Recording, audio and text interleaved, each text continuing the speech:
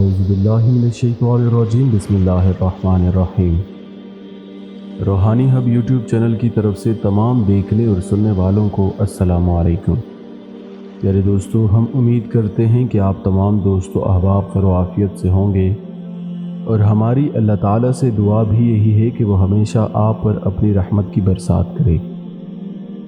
پیارے دوستو، سورہ کوثر قرآن کے آخری پارے میں ہے، اور یہ قرآن کی 108ویں سورت مبارکہ کہلاتی ہے۔ یہ سب سے چھوٹی سورت ہے۔ اس سورت مبارکہ کو سورہ کوثر اس لیے بھی کہا جاتا ہے کیونکہ اس میں آپ علیہ السلام کو کوثر کی بشارت ہوئی تھی۔ اس سورت مبارکہ میں آپ علیہ السلام کو عظیم تحفہ دینے پر اللہ نے آپ علیہ السلام کو قربانی دینے اور نماز قائم کرنے کا حکم بھی دیا ہے۔ بزرگان دین نے سورہ کوثر کے بہت سے فائدے بیان کیے ہیں۔ اس سورت کو رزق کے مسائل، پریشانی، تنگ دستی، حتیٰ کہ ہر پریشانی کے حل کے لیے، قرض وغیرہ کے لیے بھی پڑھا جاتا ہے۔ پیارے ناظرین، آج ہم آپ کے لیے سورہ کوثر کا مجرب ترین وظیفہ لے کر حاضر ہوئے ہیں۔ دوستو، یہ بہت خاص وظیفہ ہے۔ اس وظیفے کو آپ کسی بھی حاجت کے لیے کر سکتے ہیں۔ آج تک اس کو جتنے بھی لوگوں نے کیا ہے، اللہ تعالیٰ نے ان کی تمام حاجات کو پورا فرمایا ہے۔ پیارے ناظرین، سورہ کوثر کا وظیفہ کیسے اور کس وقت کرنا ہے، یہ جاننے کے لیے اس ویڈیو کو آخر تک ضرور دیکھیں۔ اور اگر آپ ہماری ویڈیو پہلی مرتبہ دیکھ رہے ہیں تو آپ سے گزارش کرتے چلیں کہ ہمارے چینل روحانی ہب کو ضرور سبسکرائب کریں اور ساتھ موجود گھنٹی کے بٹن کو لازمی دبا دیں۔ اس سے ہماری ہر نئی آنے والی ویڈیو کی نوٹیفیکیشن آپ کو بروقت مل سکے گی۔ دوستو، اللہ تعالیٰ کو اپنے بندوں سے بہت پیار ہے، اس لیے اللہ نے قرآن میں ارشاد فرمایا ہے کہ جب میرے بندے میرے بارے میں پوچھیں تو کہہ دیجئے کہ میں ان کے بہت زیادہ قریب ہوں۔ اس کے ساتھ ارشاد فرمایا کہ تم دعا مانگو میں قبول کروں گا۔ لیکن افسوس ہے کہ ہمارے پاس اللہ سے مانگنے کے لیے وقت ہی نہیں، اور ہر بندہ یہ کہتا ہے کہ ٹائم نہیں ہے، ہمارے پاس وقت نہیں ہے، ہم نماز نہیں پڑھتے، اللہ کی عبادت نہیں کرتے، اللہ کو یاد نہیں کرتے، اللہ سے مانگتے نہیں ہیں، لوگوں سے مانگتے ہیں اور لوگوں کے پیچھے گھومتے رہتے ہیں اور پھر پریشان حال رہتے ہیں۔ اگر ہمیں اس دنیا میں رہنا ہے تو ہمیں زندگی گزارنے کے لیے کچھ نہ کچھ کرنا پڑتا ہے، لیکن اس کا یہ مطلب نہیں کہ ہم اللہ اور اس کے رسول صلی اللہ علیہ وسلم کو بھلا دیں، ان کی اطاعت نہ کریں اور ان کا حکم نہ مانیں۔ اور ہمارا مذہب اتنا پیارا ہے کہ یہ کبھی بھی غلط راستے کا درس نہیں دیتا۔ یہ درس دیتا ہے کہ جو مانگنا ہو اللہ سے مانگیں، صرف اللہ کی ذات ہے جو آپ کی دعاؤں کو قبول کرتی ہے، جو آپ کے مسائل کو حل کرتی ہے۔ صرف ایک وہ ذات ہے جو ہر چیز پر قادر ہے، اس کی مرضی کے بنا کچھ بھی نہیں ہو سکتا، اور جب وہ کن کہہ دیتا ہے تو ناممکن بھی ممکن میں بدل جاتا ہے۔ اس لیے آج کا جو وظیفہ ہم آپ کو بتانے جا رہے ہیں، اسے آپ نے سچے دل سے کرنا ہے۔ جس طریقے سے بتایا جائے بالکل اسی طریقے سے کرنا ہے۔ پیارے ناظرین، وظیفہ بتانے سے پہلے آپ کو سورہ کوثر کے چند شان نزول بتاتے ہیں۔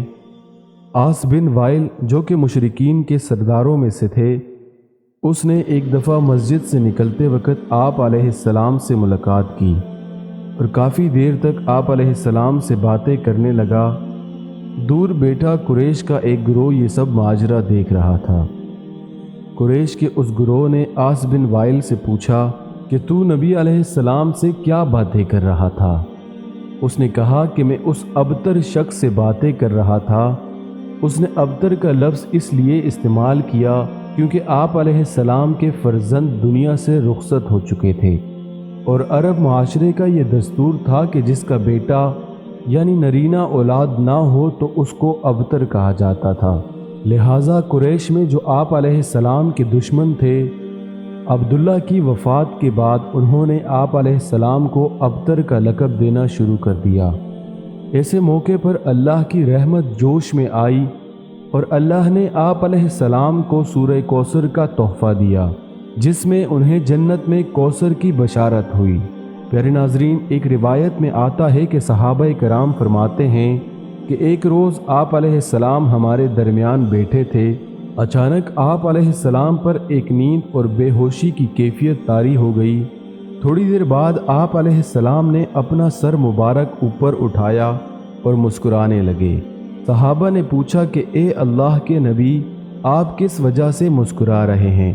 تو آپ علیہ السلام نے فرمایا کہ مجھ پر ایک سورہ نازل ہوئی ہے۔ پھر آپ علیہ السلام نے بسم اللہ الرحمن الرحیم کے ساتھ سورہ کوثر کی تلاوت فرمائی۔ آپ علیہ السلام نے فرمایا کہ اے صحابہ، کیا تم جانتے ہو کہ کوثر کیا چیز ہے؟ صحابہ نے جواب دیا، اللہ اور اس کا رسول بہتر جانتے ہیں۔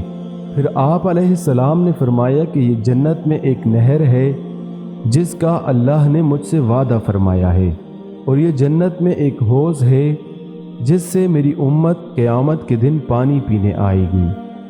اس نہر کے قریب پانی پینے والے برتن ستاروں کی مانند ہوں گے، بروایت بخاری و مسلم۔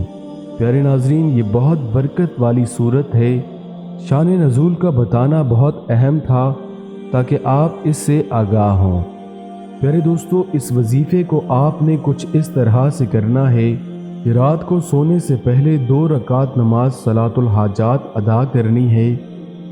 ان دونوں رکعتوں میں سورہ فاتحہ کے بعد 11 مرتبہ سورہ کوثر اور 11 مرتبہ سورہ اخلاص پڑھنی ہے۔ اس نماز کو مکمل کرنے کے بعد آپ جائے نماز پر بیٹھ جائیں اور پھر 129 مرتبہ آپ نے سورہ کوثر کی تلاوت کرنی ہے۔ اس کے بعد آپ نے اپنی آنکھیں بند کر لینی ہے اور کچھ دیر اللہ کی حمد و ثنا بیان کرنی ہے، اللہ کی بڑائی بیان کرنی ہے، اور اپنے آپ کو یہ باور کرانا ہے کہ اللہ کی ذات کتنی بڑی ہے۔ آپ نے اس قدر اللہ کی بڑائی بیان کرنی ہے کہ آپ پر کیفیت طاری ہو جائے اور آپ کے آنسو نکلنا شروع ہو جائیں۔ دوستو، اگر آپ کو رونا نہیں آ رہا تو آپ نے کم از کم رونے والی صورت بنا لینی ہے اور رو رو کر اللہ سے دعا کرنی ہے۔ جب اللہ راضی ہوگا تو آپ کو سب کچھ مل جائے گا۔ پیارے دوستو، اس کو آپ نے کسی کو دکھاوے کے لیے نہیں کرنا بلکہ اللہ کو راضی کرنے کے لیے کرنا ہے۔ اپنے دل میں یہ بات نہیں رکھنی کہ کوئی مجھے دیکھ رہا ہے۔ آپ نے کوشش کرنی ہے کہ ایسی جگہ بیٹھ کر اس عمل کو کرنا ہے جہاں آپ کو کوئی نہیں دیکھ رہا ہو۔ یہ آپ کے اور اللہ کے درمیان کا معاملہ ہے۔ آپ نے رو رو کر اللہ سے دعا کرنی ہے اور سچے دل سے دعا کرنی ہے اور اللہ کو راضی کرنا ہے۔ جب اللہ راضی ہو جاتا ہے تو پھر آپ کا کوئی کچھ نہیں بگاڑ سکتا۔ آپ کی تمام پریشانیاں اللہ کے حوالے ہو جاتی ہیں۔ اس وظیفے کو پورے یقین کے ساتھ کرنا ہے، دکھلاوے کے لیے بالکل نہیں کرنا۔ کسی کو یہ نہیں دکھانا کہ میں اتنی زیادہ اللہ کی عبادت کرتا ہوں۔ علماء کے مطابق اگر آپ نماز کے وقت کسی کو دیکھ لیں اور آپ کو یہ محسوس ہو کہ فلاں شخص آپ کی طرف متوجہ ہے اور آپ کو دیکھ رہا ہے، اور آپ نے اس کو دکھانے کے لیے اپنا سجدہ لمبا کر دیا، مثال کے طور پر آپ اگر 3 سیکنڈ کا سجدہ کرتے ہیں اور آپ کے ذہن میں یہ ہے کہ فلاں شخص آپ کو دیکھ رہا ہے اور اس کو دکھانے کے لیے آپ نے سجدہ 6 سیکنڈ کا کر لیا، تو یہ بھی شرک میں شمار ہوتا ہے۔ دوستو، عبادت کو ہرگز دکھلاوے کے لیے نہ کریں بلکہ کوشش کیا کریں کہ آپ جب بھی عبادت کریں تو آپ کو کوئی بھی نہ دیکھ رہا ہو۔ اللہ سے رو رو کر دعا کریں، اللہ کو راضی کریں، اور یہ بھی کوشش کریں کہ اللہ کی مخلوق کی جتنی زیادہ مدد ہو سکے کریں۔ آپ سے جتنا ہو سکتا ہے لوگوں کی مدد کریں۔ جب آپ اس عمل کو کر لیں گے تو آپ دیکھیں گے کہ آپ کی تمام جائز خواہشات پوری ہو جائیں گی۔ اللہ کا کرم، اللہ کا فضل آپ پر نازل ہونا شروع ہو جائے گا۔ ایک وہی ہے جو ہماری خواہشات کو پورا کر سکتا ہے، تو ہمیشہ جب بھی مانگیں اللہ سے مانگیں، کیونکہ اللہ ہی کر سکتے ہیں۔ اللہ کی اجازت کے بغیر کچھ بھی نہیں ہو سکتا۔ پیارے دوستو، ہم امید کرتے ہیں کہ آپ کو ہماری آج کی یہ ویڈیو پسند آئی ہوگی۔ ہم بہت محنت سے آپ کے لیے یہ ویڈیوز لے کر حاضر ہوتے ہیں۔ آپ اپنی رائے کا اظہار ہمیں کمنٹ سیکشن میں ضرور بتائیں۔ ہمارے چینل روحانی ہب کو سبسکرائب کریں، اس ویڈیو کو لائک کریں اور اپنے پیاروں کے ساتھ ضرور شیئر کریں۔ اللہ تعالی ہم سب کا حامی و ناصر ہو۔